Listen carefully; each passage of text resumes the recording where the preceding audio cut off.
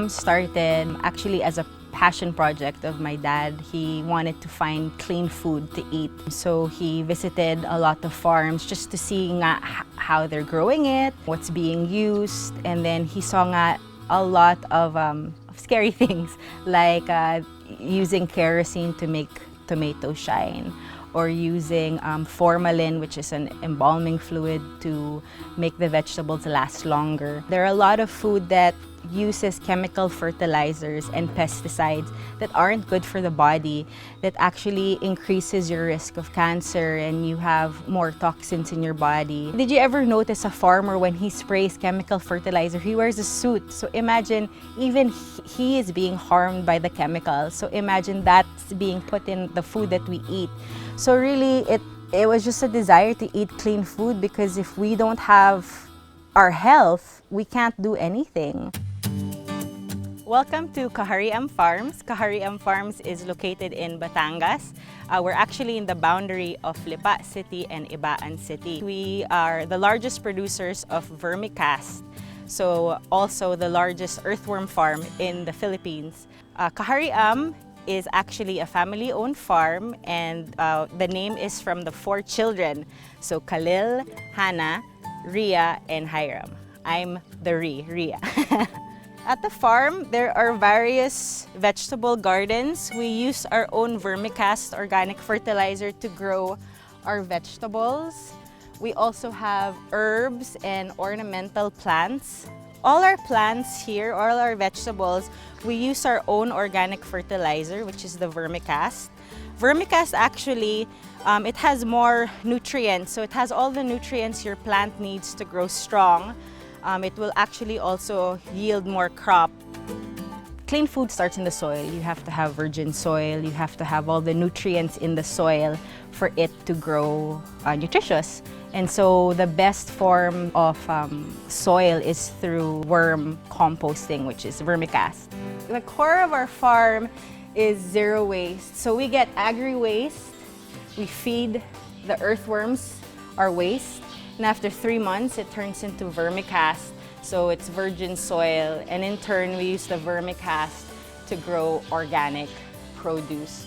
And again, it's a cycle. Like whatever vegetable scraps we have, we feed it to the worms. It creates soil. And so it's just beautiful balance where we manage our waste. Nothing is wasted.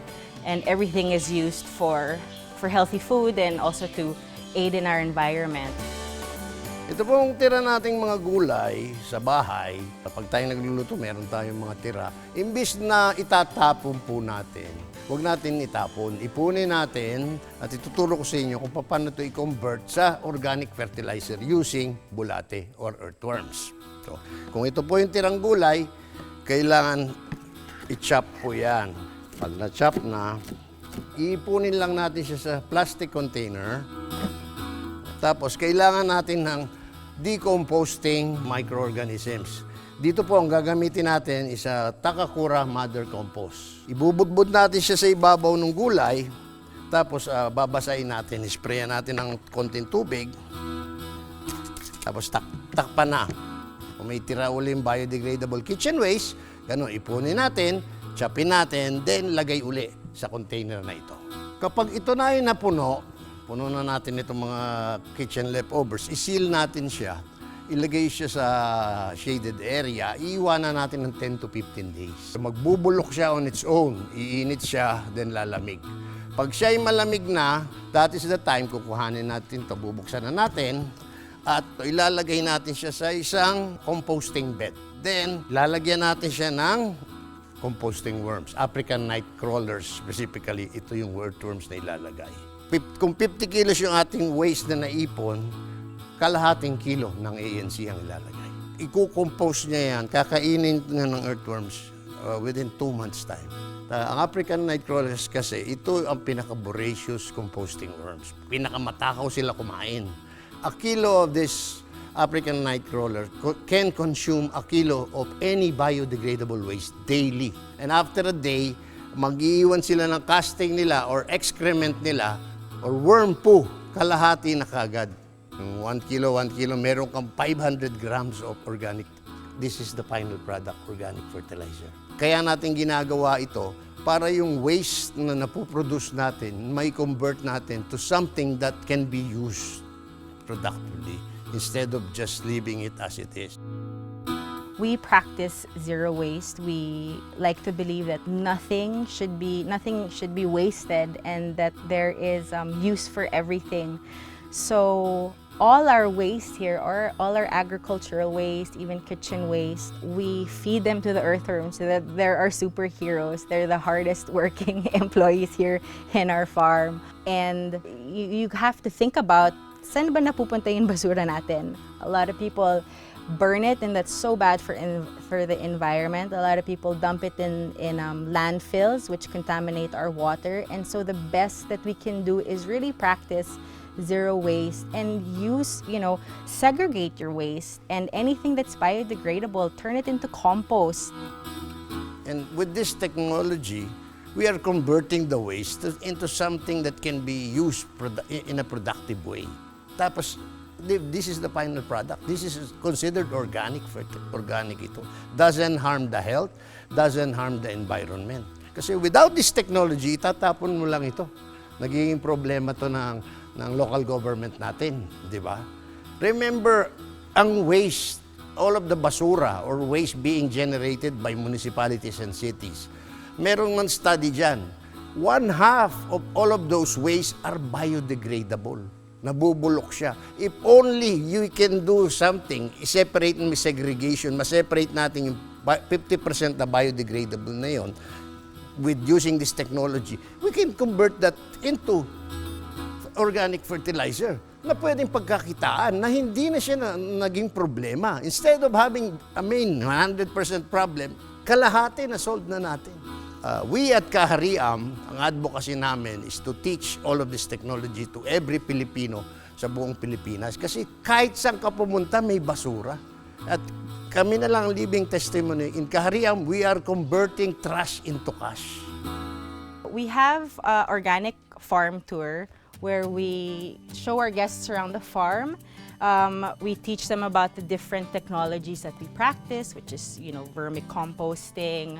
We have a lot of guests that come from the city that want to learn how to plant, and they don't have a lot of land. So we teach them how to reuse and recycle the things that they have at home. So here we see our pigs that's just used from different water gallons that you can make into pots where you can grow your vegetables, your herbs. You can also do vertical gardening if you don't have a lot of land. There is this preconceived notion that farming is boring, farming is hard, it's too much work. But the thing is, our hope is when they come here to the farm, they can see how exciting it is, how enjoyable it is to actually work, in nature, in like a calming environment, and that there is money. There is definitely money in agriculture. So many people think na wala. Imagine our farm. Our main product is vermicast. We turn waste into compost. There's money in that. Definitely, there's so many ways creating organic feeds for livestock, even growing various livestock, and you don't need a big, a big chunk of land. You can do so little with producing lettuce. We're constantly getting emails from restaurants in need of like various vegetables. The demand is there. We need more farmers to get in the game. We can't produce for the entire country, and also even our neighboring farms cannot produce enough. And so the best way is really to educate and train various farmers. That's why we built accommodations and training facilities, conference rooms. We're an agricultural land, our country, and so we have all the resources that we need. Thailand went to study here in the 80s, and now they're far ahead. But we have all that we need. We just need to be educated. And so when they come here, our hope is that they're inspired to see how easy it is. It's low cost. It's very easy to learn. They're also not affected by inflation, when the prices of food increase. If we have our own produce, we're not affected by it. So there are so many advantages to educate our farmers and to make sure that no one goes hungry in our country. We have everything that we need as Filipinos to not grow hungry and to take part in helping the environment. I really am so amazed with what the earthworms can do. I mean, if it wasn't for them, we won't be able to have this healthy soil that we use to feed ourselves and feed our guests. And so I would say that I really am amazed with the earthworms. They really are the superheroes of our farm. There is a natural balance to everything. It's just observing and using what we have to really grow everything. Because if we use chemical fertilizers, pesticides, everything dies. But there's a natural balance, there's a natural way to do things, and it is beneficial for us because we do get more nutritious vegetables. We do help with the management of waste. And so slowly by slowly, I am starting to see deeper and deeper how organic farming not only gives us clean food, but it helps the environment, and it also gives hope to the future that we are doing something to help mitigate climate change, help with our waste problem, and also our food security.